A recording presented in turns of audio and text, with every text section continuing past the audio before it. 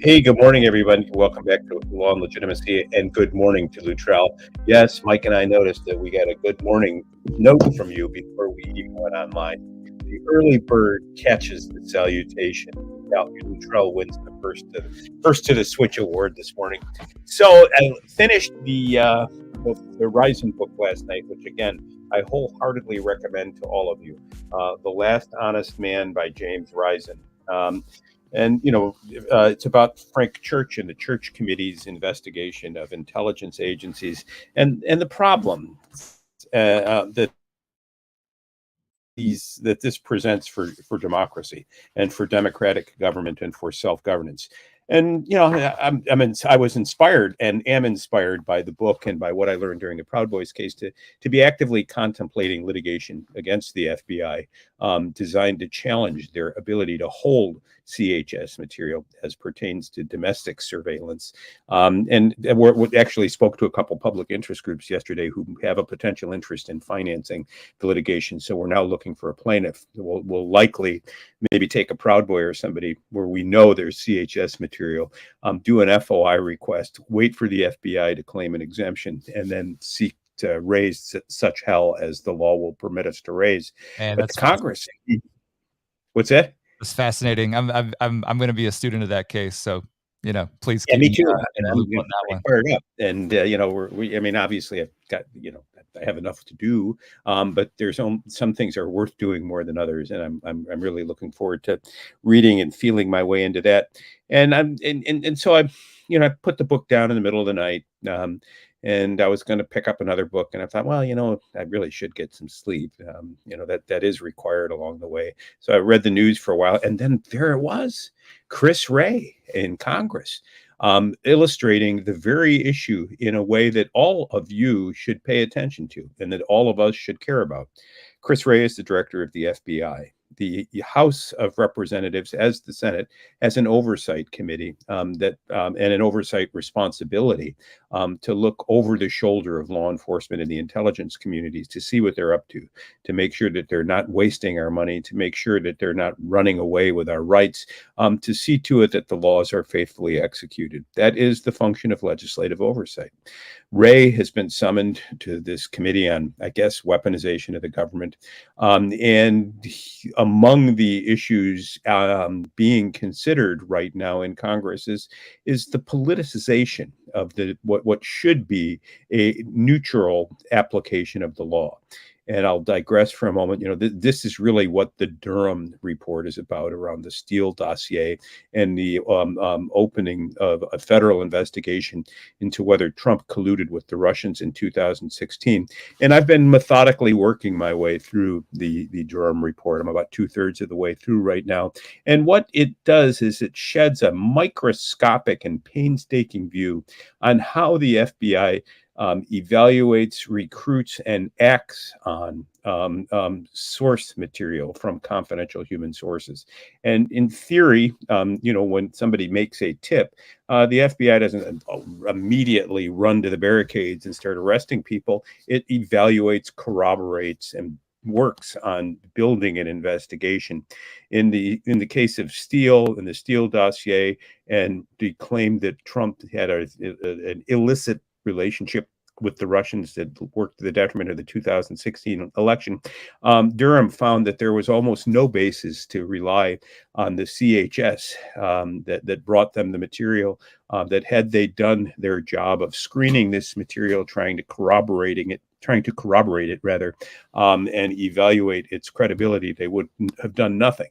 And when presented with similar evidence about Ms. Clinton and her contact with foreign leaders, they did nothing. So the suggestion was that this infrastructure that permits the evaluation of explosive information was politically influenced. Because the target was Trump, the standards were less in terms of what it took to open a full-scale investigation with the public opprobrium attached to it. Whereas when it was somebody that the FBI was sympathetic to, they were able to say, wait, and put the brakes on similar accusations. We find ourselves in that sort of moment right now. And it's easy to dismiss this as partisan play, but the issues are far more fundamental than partisanship. What am I referring to?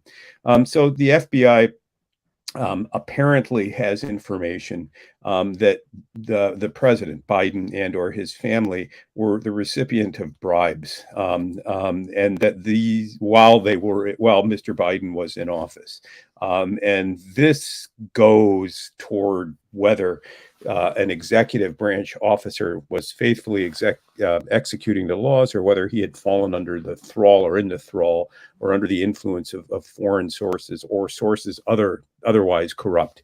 And so Congress obviously wants to know more about this. Well, what they've learned in the course of this investigation is that there is a confidential human source within the FBI that provided the FBI with information about this, and that information is presumably, or was presumed, credible enough for the FBI to act on it. Well, Congress wants to know, what was Joe up to, and why didn't why wasn't there a more fulsome investigation? Why haven't charges been brought? Are the partisan doors swinging only one way in the FBI? Mr. Wray, we are issuing you a congressional subpoena. You are the director of the FBI, the head of the nation's most prestigious law enforcement agency, but we are the Congress of the United States. And we are your bosses, as it were. We have oversight over you. And, maybe boss is a bad analogy there, but we do have oversight. We have the power of the purse, and I'll say more about that in a moment. So, Mr. Wray, bring us the information you have on the confidential human source that gave you this information about Biden. Wray is refusing to disclose it, and he is in defiance of a congressional subpoena. Now, yesterday, Comer and Raskin, ranking members of the Intelligence Committee, had an opportunity to review some of the material behind closed doors, and they've characterized it as reliable. Other members of the committee are claiming that the FBI has stated and takes the position that if the FBI reveals the identity of the informant, if he is or she is unmasked, as the tradecraft calls it, he may or she may face threats of death. And you're starting to think, wait a minute, this sounds like a John Grisham novel. No, it doesn't.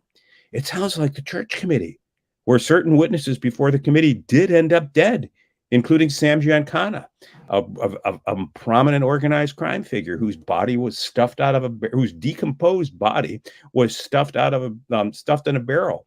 Giancana testified before the committee. Other witnesses also met a gruesome fate. So people care deeply, obviously, about what gets said to Congress and when, even in confidential proceedings.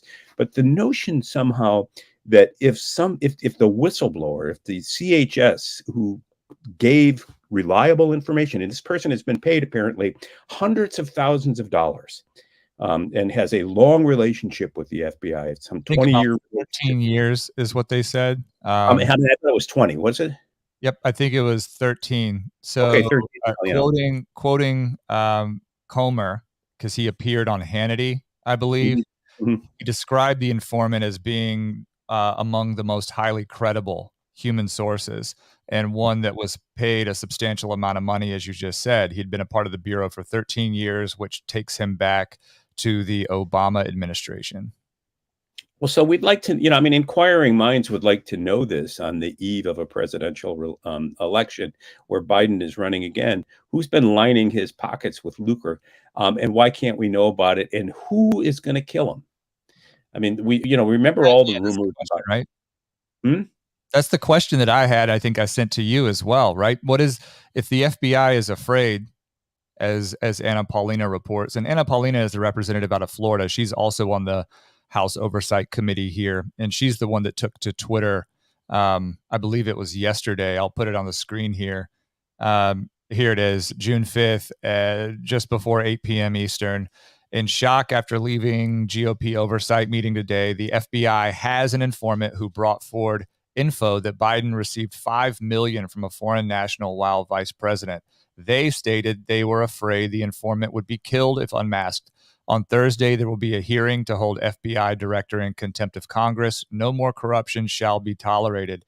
That's all great. But my question is to what you just said and what I asked you in a text this morning.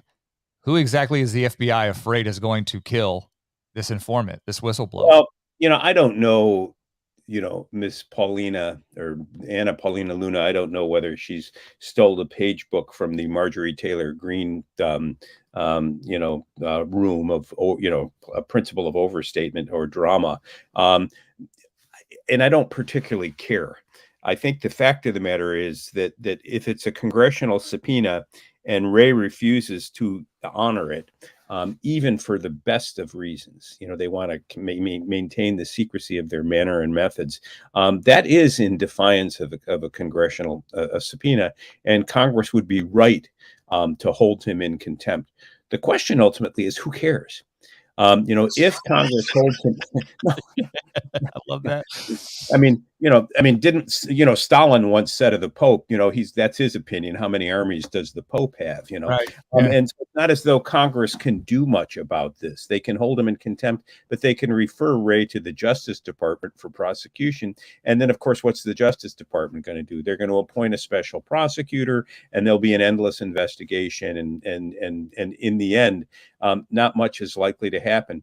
And we, the people, are the worst for it. And I guess that's my point. And I seize on the Wray thing because it is becoming a preoccupation of Mike and mine, this business of the use of confidential informants to gather information about Americans.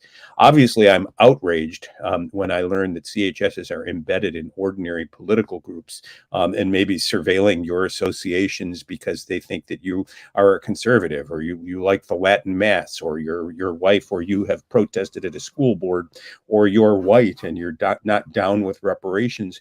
And some genius in the Justice Department decides, therefore, you're a white supremacist. And as Uncle Joe tells us, white supremacy, is the biggest threat to American democracy. I just don't buy that rhetoric. I don't buy that analysis. And empowering the FBI to investigate people because of their opinions is inherently dangerous. That's different than empowering the FBI to investigate whether the vice president of the United States received a bribe from a foreign national. And for the FBI to sit on that and say, we're going to protect our sources and method, calls into question the legitimacy of the FBI. And if Congress doesn't hold Wray in contempt over this, Congress will have abandoned its oversight function. Congress should hold Wray in contempt, and it should call for a criminal prosecution. Well, before we go further on this, I do want to I do want to advertise that on the backside of this stream here in a few minutes, we'll be doing an AMA, sort of a Q&A live. So as you're filtering in and you're talking to each other in the chat, Rumble is doing really well this morning. Hey, High Society. Hey, Haley B. Shaw. It's me again. Aperture of My Soul. Bathtub Liquor is here. We've got more people than normal over on YouTube, which is great. And then Twitter Live yesterday made Rumble look like its little brother. So if whoever at Rumble is throttling our videos, I'm making an Twitter made Rumble its bitch. How does that make you feel, Rumble? I'm making a totally unfounded allegation by Twitter. Yeah, I'm making an unfounded allegation on that one, but it does feel like we're being throttled on Rumble, and there's no reason that we should be doing numbers on Twitter that make Rumble have to shrug its shoulders and say, I don't know. Anyway, the hell with Rumble. Let's move on. It's an interesting world out there. Well, I want to talk about this. So two things, Norm. Number one, there are so many stories involving Biden that have been suppressed by the legacy media, by establishment media, that are almost common knowledge. So a key feature of everything that's transpiring right now with respect to these allegations of his conduct abroad, right? Shell companies, 10% for the big guy, all of this stuff, the embattled Hunter Biden. These are things that the populist movement that voted for Trump was aware of. And these were items that had been suppressed, the Hunter Biden laptop stuff, the 50 federal law enforcement officers that signed that letter saying that the laptop looked as though it had the markers of Russian disinformation, etc. Right? Then we've got the Durham Report that sheds all the light in the world that we knew that was bullshit to begin with. And then we've got the video of Biden while he was VP, Norm, do you remember seeing the video where he is sitting on a panel and he's discussing this story of basically using a $1 billion aid package as leverage in Ukraine to get the prosecutor removed? Right? Yeah, I These are remember all, hearing about that. Yeah. well, no, the video is striking because he's bragging. You know, the line that he uses at the end of it is, well, son of a bitch, he got fired, that kind of thing, right? What do you know? And this is stuff that is not new in the American consciousness. It's new insofar as now we have this realistic probability that the people with congressional contempt power are going to use it to stamp that sort of stuff out. Now, therein lies the second point I wanted to make. We have talked on this stream and this podcast platform for a long time about the nature of congressional contempt power. And before we pivot into an AMA, I definitely would like us to review what that is as a fundamental legal principle, what the contempt power is, where it resides, and then why Congress exercising the power of contempt is a departure from that fundamental or foundational sort of co-equal branches, right? Oh, and yeah. So our interest, Mike and mine, and I think by extension Mike's, to the degree that he and I share interests in congressional, in the powers of congressional investigators, was wetted and drenched, frankly, by my involvement in Alex Jones's subpoena to the House January 6th committee, and so when a subpoena. In normal parlance, a subpoena is an order. It's an order of the court or an officer of the court requiring a person to do something. You might get a subpoena ducis tecum, a subpoena to bring stuff to a hearing, your tax records, let's say. When you get a court order, you're wise to get a lawyer to evaluate whether that order is lawful. If you think that a subpoena is not lawful, your lawyer can file a motion to quash in a court a subpoena, and a hearing will be held, and a judge will decide whether to compel compliance with the subpoena or whether to grant the motion to quash.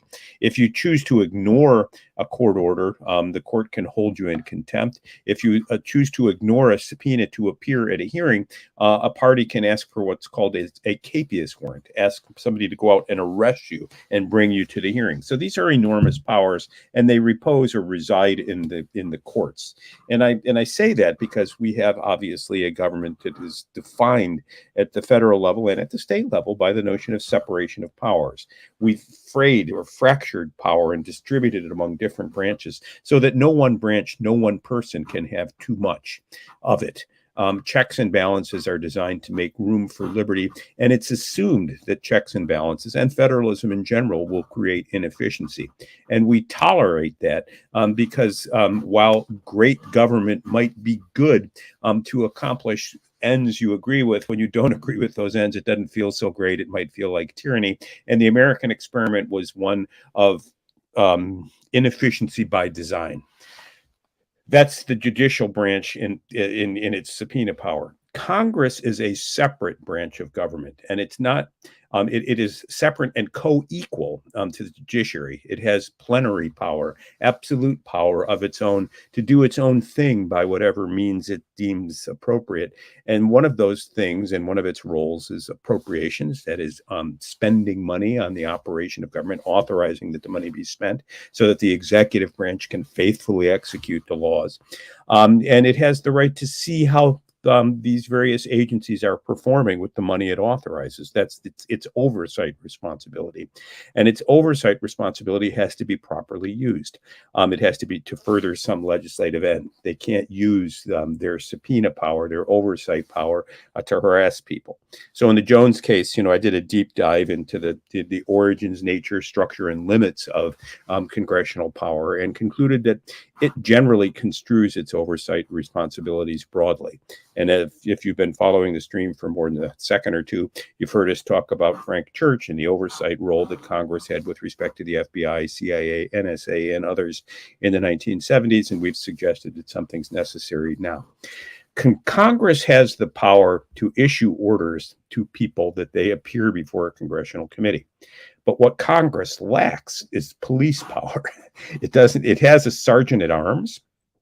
There's one for the Senate and one for the House, and that is the person who's responsible for affecting these rules. But I don't think the sergeant at arms has the ability to go out and arrest a person who doesn't choose to appear at a congressional hearing, or doesn't or chooses not to adhere or obey a congressional order. So Congress has the ability to say, we've issued an order.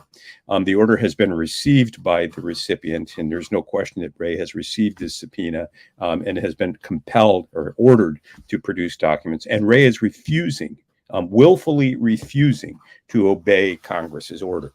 So Congress can vote to hold him in contempt. And if it does so, that would mean that Mr. Wray, a primary officer in the executive branch, has chosen to disregard an order of a co-equal branch of government, and he is therefore in contempt of Congress.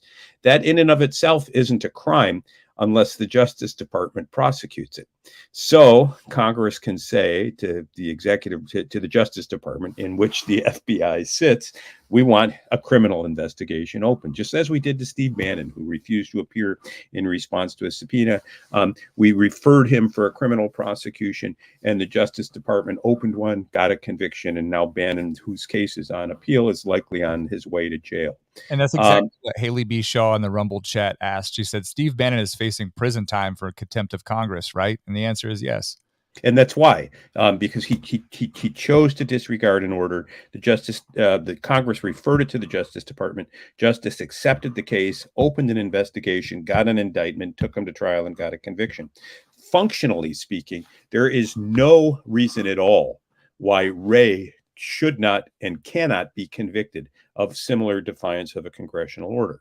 Now, politically, he will raise the issue that his defiance of the order was not contemptuous in the same way that Bannon's was. Bannon was just a no-show. I ain't showing what you're going to do about it. Well, he found out.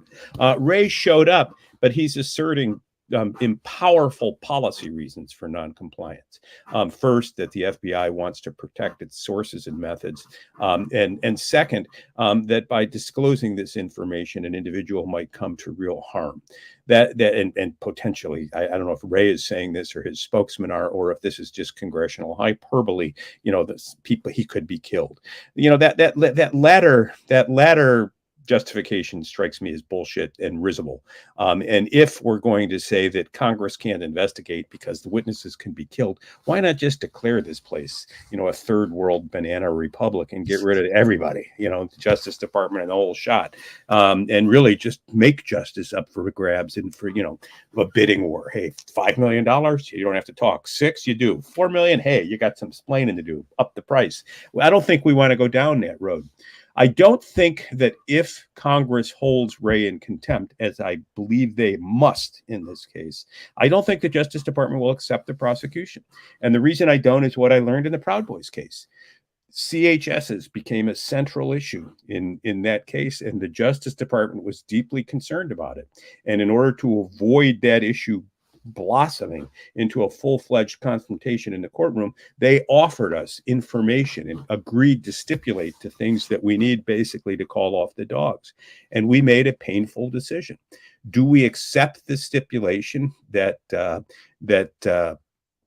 do we accept the stipulation that the Justice Department offers because it benefits our clients, or do we dig in for political reasons and refuse to accept what the gift that we are offered to expose the larger problem?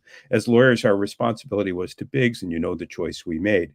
So I think that if Congress holds Wray in contempt, refers it to the Justice Department, and the Justice Department does nothing because it wants to protect its sources, then the ball will go back to Congress, and the issue will be whether Congress cuts funding to the FBI.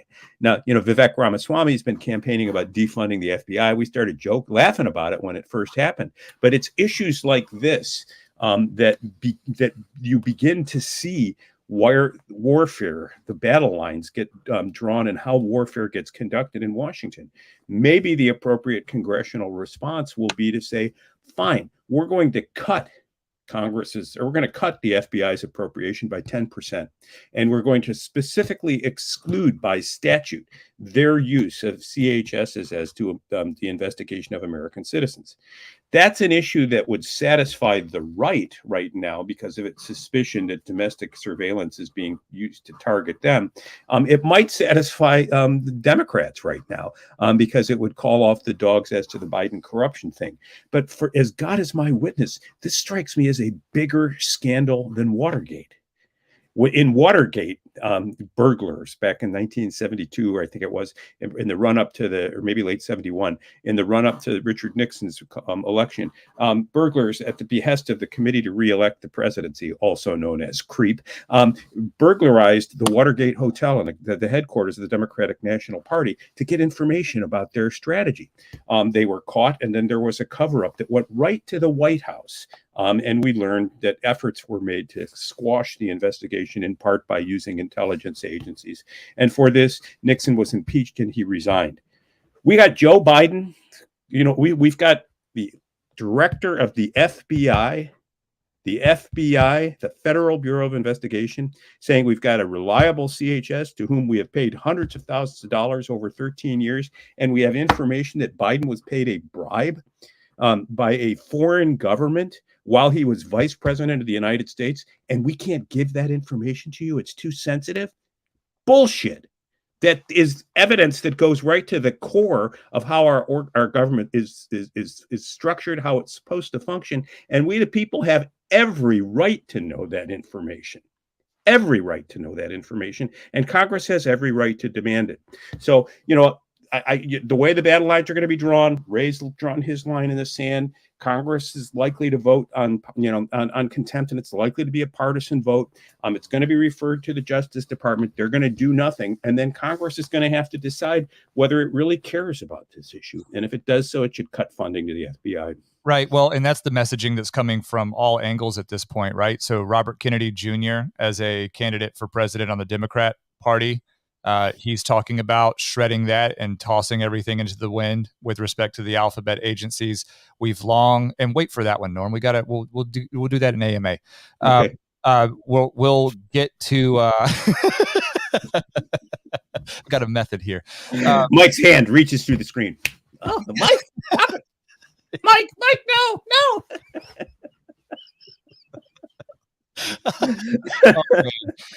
Where was I go? Vivek Ramaswamy, who we've talked about a lot. He's also running on that same platform of just completely wholesale pulling out these, federal law enforcement organs and tossing them to the side, the FBI, the CIA, etc. And we have just a few points of clarification, but I think the same sensibility is active in our Rumble chat in particular right now. BTL regarding Bannon says, I think Bannon responded to the request, right? Didn't he try to use Trump's executive power as his excuse? I think that's correct. However, I think that what you were getting at, Norm, was the way in which he went about his entire defense there was very outwardly obstinate. And for that reason, it was much easier for the DOJ to bring that case against him, correct? Yeah, I probably overstated that. I mean, you can't just make an assertion and say, I'm not going to show up. You've got to show up and litigate it. I mean, I think that the manner in which Bannon waged that battle cost him that citation. And also, he's Bannon. And I also think it was a politicized process. I think you can depoliticize the oversight function and say, what do we really need to know? And this is stuff we really need to know. Yeah, and It's Me Again asked a similar question. I thought Bannon was claiming executive privilege. That's true, but I don't know that held any water, right? And T Girl, nice to see you, T Girl, who says that she's really only here for the awful NBA takes that I give. Says that James Comey's over-the-top endorsement of Biden is telling, which I think that was in recent news. But remember, the former director of the FBI was one James Comey, and he's the one that has that sort of landmark testimony that he had to give before Congress during Trump's term, right? During all of the impeachment proceedings. So I think that there's, I like directionally that observation, T, that, James Comey's over the top endorsement of Biden is telling of something. But I think that we all agree here right now that while Congress will go through with with what it needs to do in terms of bringing the contempt charges, I don't know that anybody expects a Biden DOJ to pull those through. And perhaps the Biden administration is just betting on that to begin with. I think that Freedom Lover asks, did Holder show up? And I think that's a reference to Eric Holder. Norm, I don't know if you want to take that. Yeah, I think he didn't. I don't remember. This was about the gun operation on the southern border, and I think he was held in contempt, and he was not. If he was referred for prosecution, nothing came of it. And so most congressional referrals for criminal prosecution go nowhere, and people just accept the fact that while the goal is governance by a government that speaks with one voice under the separation of powers, there just will be cases where things fall through the cracks. And so in that instance, things fell through the cracks. In this instance, when you've got a sitting president running for re-election, and the claim is he took a $5 million bribe from a foreign government while vice president, and the Justice Department and FBI sits on that information, in my view, that's unconscionable. And a special prosecutor should be appointed, and we are entitled to answers. So let's move into the AMA if you're ready for that, Norm. Sure, yeah. So I'll go ahead, and now we can put photography's comment up on the screen for you. Let's see. Photography asks, starts with a comment. I saw the news article regarding Norm defending a right to open carry in Connecticut. I accept this in Alaska or very rural states. Why does Connecticut need this law? Well, I don't know whether it needs it or not, but a group called We the Patriots USA and several plaintiffs want to challenge Connecticut's attempt to limit it. And they want to challenge it on the grounds that the decision to open carry or not is a decision that should be is an individual right. And it's not one that the state should take. And so we've raised the claim challenging new limitations on open carry under both the state and federal constitutions. The new law makes it a crime to intend to openly display a firearm in public, acknowledging that you can carry it if it's concealed, and an inadvertent display, like your jacket falls open or something like that, wouldn't constitute open carry. And so many people who favor gun restriction and say, well, you still have a right to carry, and therefore your right to self-defense is not abridged. Open carry is disturbing and intimidating to others, and it disturbs the peace and therefore ought not to be tolerated. And that's sort of the fault line of the argument. The Second Amendment, as you know from the Heller decision in McDonald, has been interpreted to offer an individual right to bear arms. And having said that, the states are free to impose reasonable limits on those rights as long as they don't abridge the right to carry or the right to bear arms, whatever bear arms means. And so there'll be an argument that bearing arms means carrying them upon your person and openly displaying them. And the text of the Constitution would support that right. Under the Connecticut Constitution, there is an enhanced right to carry arms. Article 1, Section 15 of the Connecticut Constitution says that each person or each citizen has a right to bear arms for defense of themselves and others. And so should individuals have the right to decide whether carrying a weapon openly is in their interest in self-defense, or should the public be able to override that because it makes others anxious? It seems to me, and that's probably tilting the playing field in the direction that I want it to go. I'm a lawyer after all. Sure. But it seems to me that the argument is who decides? Who decides how we defend ourselves? Do we or does the government? And I said at a press conference yesterday, Ronald Reagan once said that some of the scariest words he knew was, I'm from the federal government, I'm here to help. By extension, in Connecticut, I don't trust Ned Lamont to defend myself. Or to defend me or my family. I'm not going to call him if something goes down in the middle of the night or in broad daylight. I'd like the option to choose for myself. Now, I personally don't carry. I don't have a pistol permit. I don't open carry. These are choices that I have made for myself. But I do know this much: of the hundreds of gun violence cases that I've defended, not one of them involved misapplication of a person who was open carrying. In almost every case, they were someone who had illegally obtained the weapon, probably shouldn't have had the weapon in the first place as a matter of law because they were a convicted felon, and then used it in furtherance of another crime. Candidly, I'd rather have the right to say, I'm just not going to tolerate that. And if you come at me and try to jack my car in public, I'm going to put one between your eyes.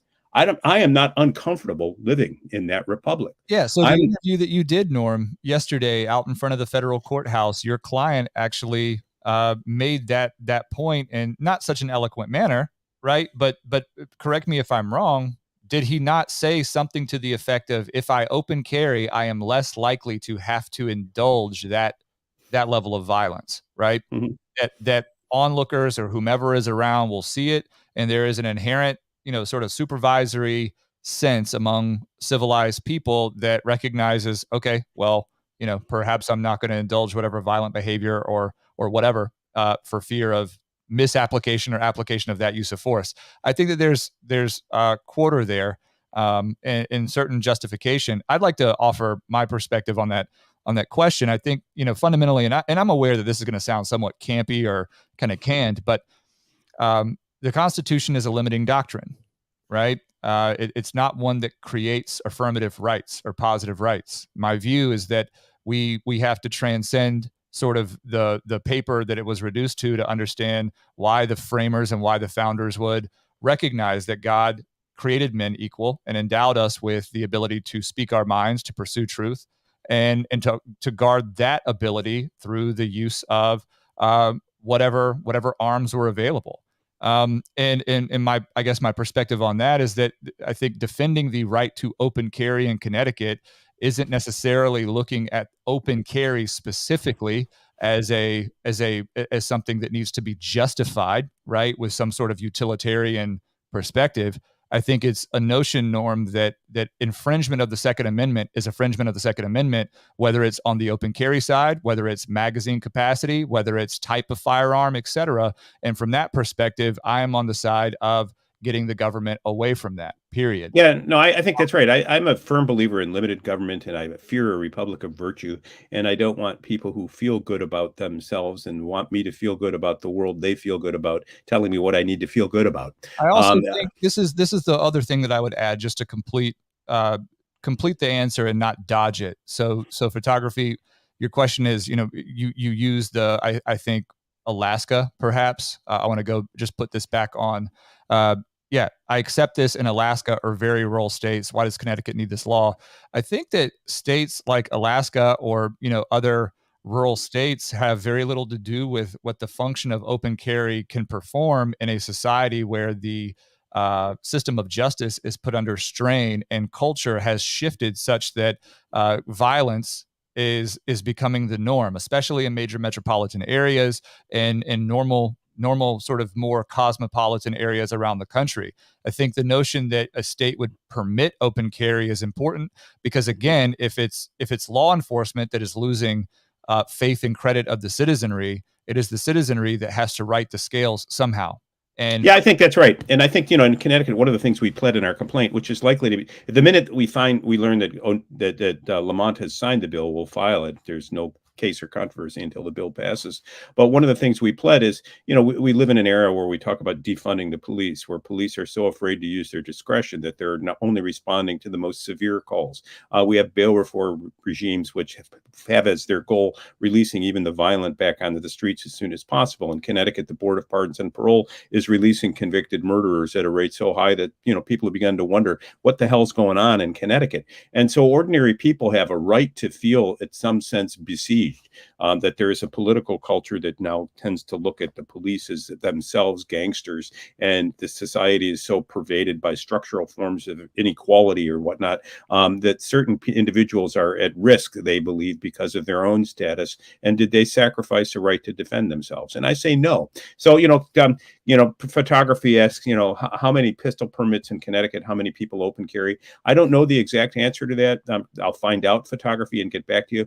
Connecticut ranks, I think, 47th among the states in terms of gun ownership. 18.8% of the population owns weapons. We are not a gun-rich culture. There are very few real rural areas left in Connecticut. It's largely suburban.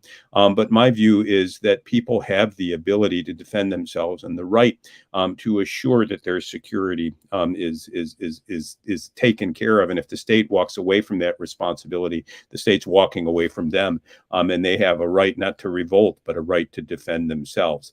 I would say that, this is an easy gimme for Ned Lamont. That is true, but it's one we're going to make him work for. So we've got, before we get to severe conservative, I want to honor Luttrell and then BTL. BTL has a question over from Rumble, and that came in first, and I think we could probably dispense with it fairly quickly. So I'm going to put it up on the screen here. BTL says, are there any particular things you are passionate about? Being alive.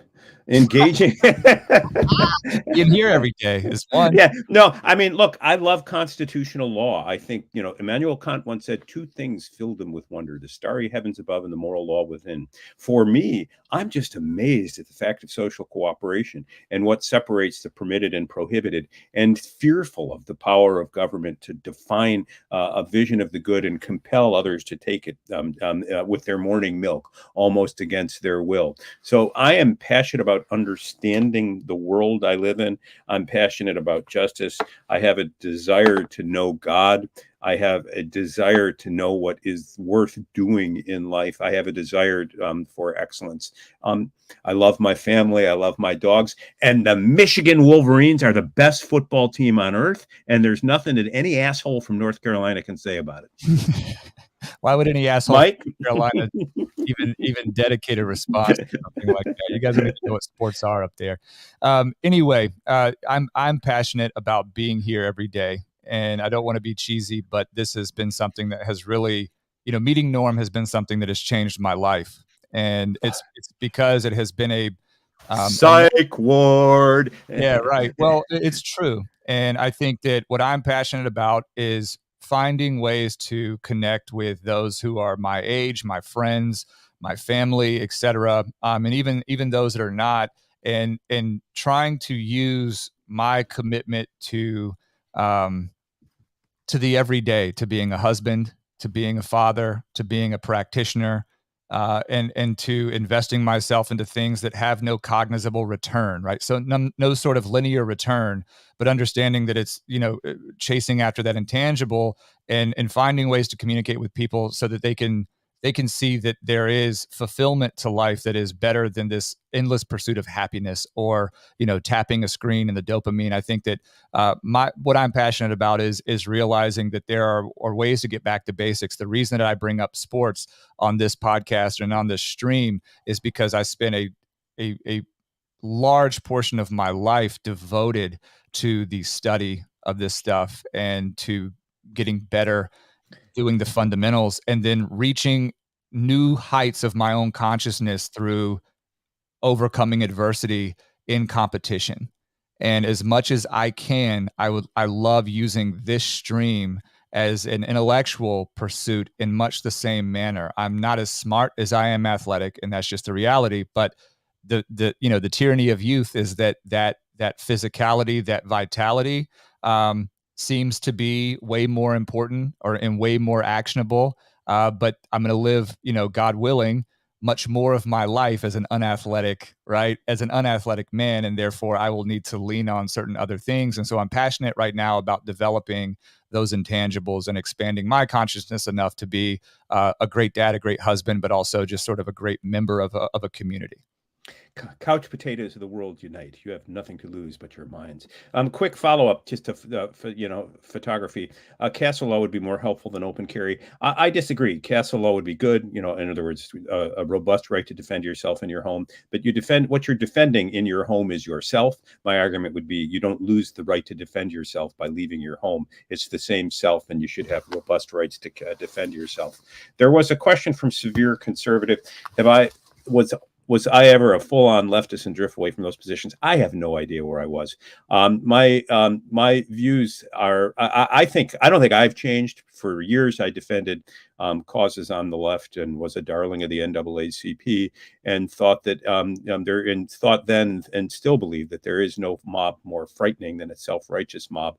And I picked on people I defended people who I thought were bullied. I still have that same commitment. I just think different people are bullied now. I don't trust the state. I believe in original sin. I believe that love of the wrong thing defines tragedy in the human condition, and that we've taken a leftward tilt in this country that requires opposition, and that aligns me for the moment with the right. in the same ways that years ago I was aligned with the left. The perceived shift in my politics has costed me a lot of support and earned me a lot of haters, including some in my own family. You're looking at a person who doesn't attend certain family events that I used to go to because I don't really want to hear about having to check my privilege when I walk in. I think that is rhetorical bullshit. That is just a form of gimme politics, and I'm not going to accept the turkey leg if the conditions of doing so are checking my privilege. Well, and I know, severe conservative, you didn't ask me, but I did have, I still have the same friend, but his grandfather was born and raised in D.C., and he was a rarity. He was a Black Republican, and all throughout my youth, myself and that friend would get his unsolicited sort of fatherly or grandfatherly advice.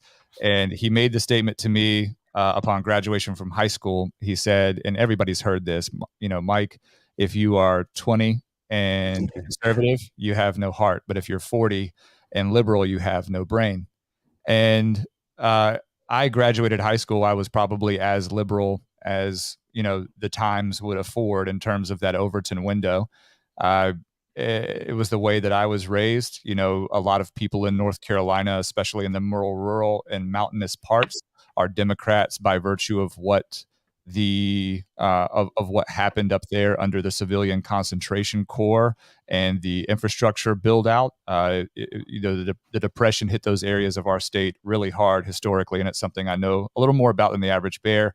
But I think that as I got older and really the light turned on for me in law school, Norm, when I began to appreciate and read the text and try to enrich myself, it wasn't that I became a conservative per se.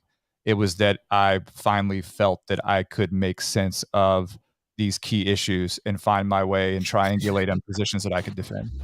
Well, it seems to me that the sensible way to live life is not to decide whether you're left or right, but to decide the issues and let others categorize you. And so I defend people, not causes, and am deeply suspicious of the power of the state.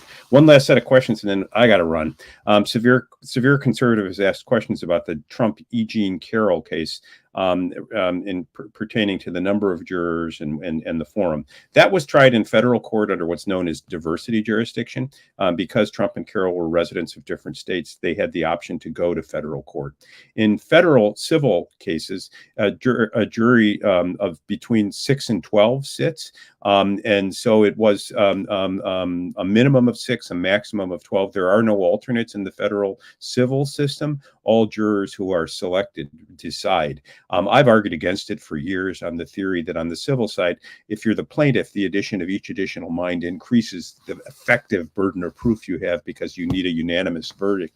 And it's easier to persuade 6 than it is 7, 8, or 9. But thus far, every federal judge who's considered that issue has said I'm full of hot air, but you knew that. That's why you come back every morning to get warm. I think the only one we didn't really get to that we could probably dispense with quickly was Luttrell, and I want to honor Luttrell because he's here before all of you schlubs every morning.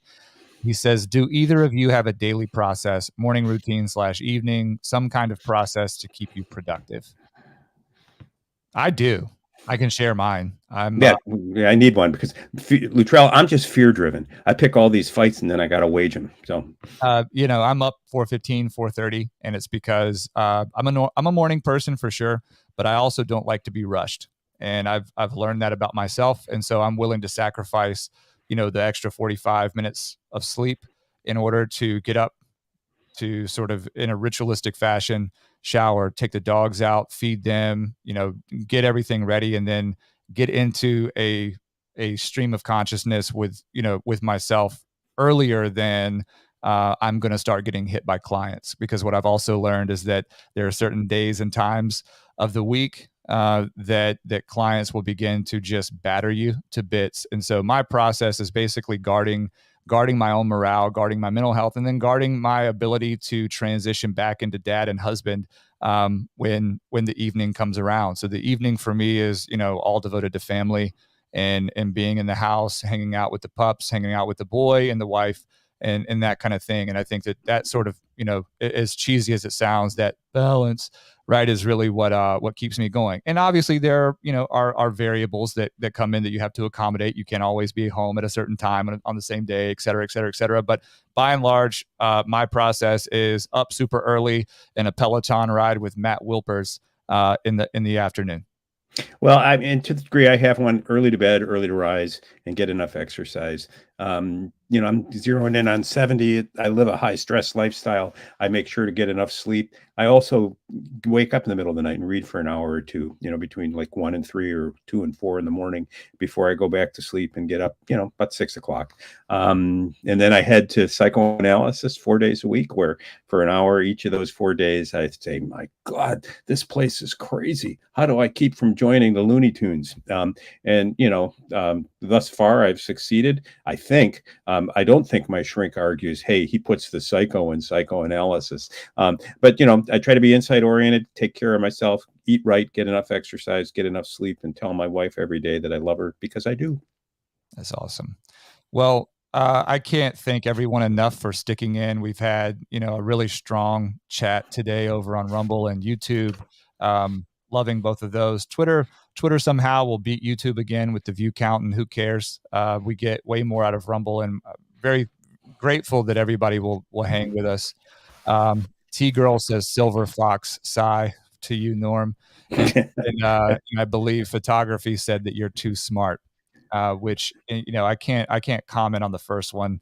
But on the second one, I don't think that you're too smart. I think you're just right, as the children's story goes. Anyway, not that you're poor or porridge, but it makes sense. So we'll be back tomorrow. Not sure what we will want to focus on, but I do think that this contempt issue will still, that'll remain something on our radar. Likely want to pick up some stuff with Robert Kennedy Jr. going on Twitter Spaces and discussing some of the stuff related to this as well, because Robert Kennedy has an interesting history that should be appreciated for what it is. A couple of members of his family have met early demises, and some allegations of alphabet agency activity behind all of that. And I guess more importantly, we are going to really continue pushing on this stuff. We'll try to extend how long we're running these streams, because it does seem as though once we hit that stride of about half an hour, we start to see more people kind of loosening up and contributing to the chat. And as much as possible, we want it to contribute to your day. So thank you for being here. You can find us every day, 8 a.m. Eastern on Rumble, Twitter, YouTube. If you're audio only or you need to catch the podcast on the move, Apple Podcasts, Spotify, Google Play, etc. And if you have already given us a thumbs up on whatever platform you're coming on, thank you. If you haven't yet, please do. And more importantly, please tell one person about Law and Legitimacy. Thanks, folks. We'll see you tomorrow. Photography, we agree. We should be on national television. America's Most Wanted. Yeah. See you all tomorrow. Yeah. If you know anybody, just tell them about us, right? If you got anybody in TV in syndication, tell them about us. Anyway, Norm, look forward to seeing you tomorrow. Go get them today. You too. I've got plenty to do. I'm going to go put these Jordan 10s to work. Oh, that sounds good. And we do need to talk one afternoon this week. Today's a bad day. I'm finishing up a brief in the Proud Boys. I'm on the road tomorrow to Vermont, but maybe Thursday or Friday. All right. Absolutely. See you guys.